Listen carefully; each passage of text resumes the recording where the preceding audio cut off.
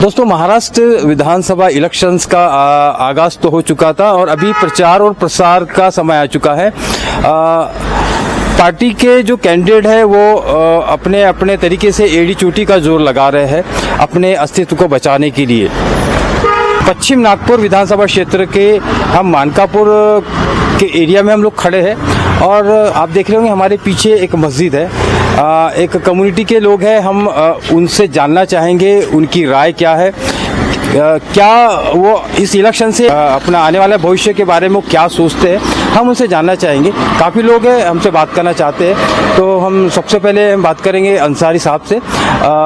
आप ये बताइए कि खासकर मैं पश्चिम नागपुर विधानसभा क्षेत्र की बात करता हूँ, तो क्या लगता है कि क्षेत्र में क्या समीकरण बदल सकता है, क्योंकि यहाँ पे सेकुलर बोलने वाली पार्टियां भी अपना जोर लगा रही है और भी फोर्सेस अपने अपने जोर लगा रहे हैं। ऐसे में कुछ निर्दलीय भी खड़े हैं, किसी ने बगावत किया है, तो क्या लगता है आपको कि पश्चिम नागपुर का जो है माहौल कहाँ होगा, किधर साइड जाएगा, और खासकर मुस्लिम वर्ग का क्या इरादा है आने वाले इलेक्शन? जी, मैं शुएब अहमद अंसारी मानकापुर से, ये पश्चिम विधानसभा में आता है। मैं एक आम नागरिक हूँ। मेरे ख्याल से अभी समीकरण जो है वो पूरी तरह स्पष्ट नहीं हुआ है। अच्छा, अभी लोग अपने अपने प्रचार प्रसार में अभी इन्होंने शुरू भी नहीं किया है और अभी इनको असल में इजाज़त भी नहीं मिली है। वहाँ पे बहुत भीड़ है। अच्छा, तो अभी देखते हैं किस करवट ये अपना प्रचार जाता है, उसके बाद फिर एक कम्युनिटी वर्ग की बात करता हूँ मैं, आप मुस्लिम कम्युनिटी से आते हो जी, तो क्या सोचता है वो इस इलेक्शन के बारे में? इलेक्शन के बारे में वो अपने हद के बारे में सोचता है, जो उनका साथ देगा, जो उनका विकास करेगा और जो उनकी समस्याओं को दूर करेगा वो उसको लेके चलेगा। तो उनकी मुख्य मतलब मेन समस्या क्या है उस वर्ग? उनकी मेन समस्या ये है कि आज मुसलमानों को फुकट की रोटी, फुकट का अनाज नहीं चाहिए, फुकट की चिकित्सा नहीं चाहिए। उनको जो है जमीनी स्तर से आप उठाइए, आप उनको रोजगार दीजिए, आप उनकी समस्याओं को हल कीजिए, आप उनको रोजगार देंगे, आप उनका विकास करेंगे, आप उनको साथ में लेके चलेंगे, तो आपकी जो योजनाएं हैं, ये फुकट में अनाज देना, फुकट में चिकित्सा देना, ये सब की जरूरत ही नहीं पड़ेगी आपको। वो आप उसको रोजगार देंगे, वो कमाएगा, वो खुद अपने ऊपर खर्चा करेगा और अपनी कौम को आगे बढ़ाएगा। अच्छा जी, तो जैसा कि अब इलेक्शन का माहौल चलता है और साथ में कई बयानबाजियां भी चलती है जी, तो हम सुनते आ रहे हैं अभी, जैसा कि इलेक्शन का आगाज होने के पहले से ही हमको कुछ बयानबाजी सुनाई दी, बटेंगे तो कटेंगे, एक रहेंगे तो नेक रहेंगे, तो ये किस पे लागू होता है? देखिए, बटेंगे तो कटेंगे, ये जो है नफरत फैलाने वाली बात है। अच्छा, आज आप एक कहाँ हो ये पहले बताइए।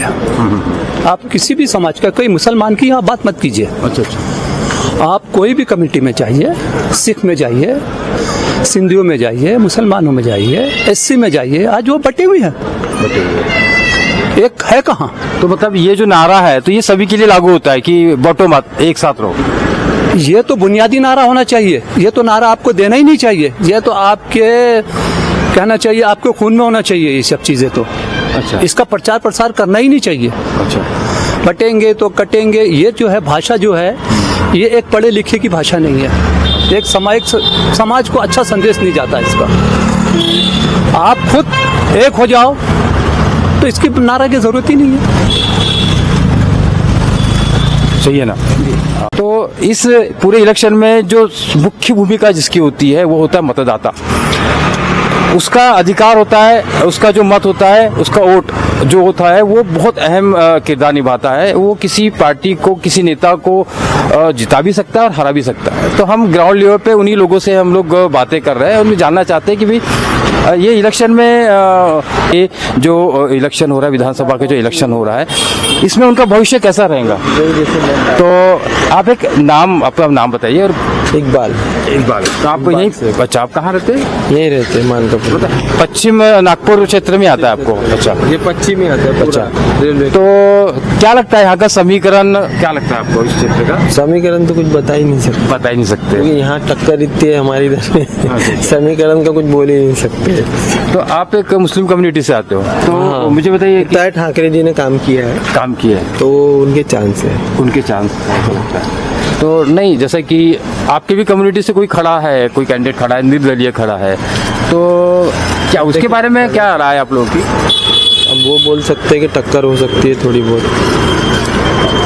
टक्कर हो सकती है, बस इतना ही बोल सकते हैं, और उससे ज्यादा नहीं। नहीं, अब जैसा कि कैसा है ना कि वो बटेंगे तो कटेंगे, एक रहेंगे तो नेक रहेंगे, तो ये जो बातचीत है, होने के बाद ही पता है ना? चलेगा। अपन तो तो- पहले सिर्फ एक अंदाज बता सकते अंदाज हैं, बता सकते हैं, क्योंकि नहीं, अब जीतेगा हारेगा तो वो तो रिजल्ट ही बताएगा, आज कुछ रिजल्ट ही बताएगा। कुछ हाँ, बता नहीं सकते। बिल्कुल बिल्कुल सही बोले। लेकिन फिर भी क्या लगता है कि मुसलमान क्या सोचता है इस इलेक्शन के बारे में? मुसलमान वही सोचता है कि जो काम करे उसको वोट दो, चाहे वो किसी का निर्दलीय हो, पार्टी का हो या कुछ भी हो, मुसलमान की सोच नहीं, ही जैसा कि है। मुसलमानों की बात आती है तो उनके अभी जैसा कि उनके पैगंबर के ऊपर में जो टीका टिप्पणी होती है, ये सब नहीं सोचते। है ना? तो क्या मुसलमान चुनाव यानी सोचते अपना कैंडिडेट चुनना है, जिससे हमको कल काम गिरे अच्छा। या कुछ गिरे तो हम वहाँ तक पहुँच सके। वहाँ तक की पहुँच सके? अगर हम उस तक पहुँच सकते हैं, आदमी उस लायक है, तो उसी को वोट करेंगे, चाहे वो किसी भी पार्टी का हो, कैंडिडेट निर्दलीय हो या कुछ भी हो। मतलब सेकुलरिज्म का अगर एग्जाम्पल देखना है तो इकबाल शेख से देखिए, उन्होंने बिल्कुल स्पष्ट कहा है कि जो भी बड़े इश्यूज होते हैं वो एक लेवल पे होते हैं, लेकिन जब इलेक्शन आता है तो हम देखते हैं कि वो जो बंदा खड़ा है, जो कैंडिडेट खड़ा है, वो हमारे लिए कितना काम कर सकता है, हमारे इशू पे कितनी बात कर सकता है।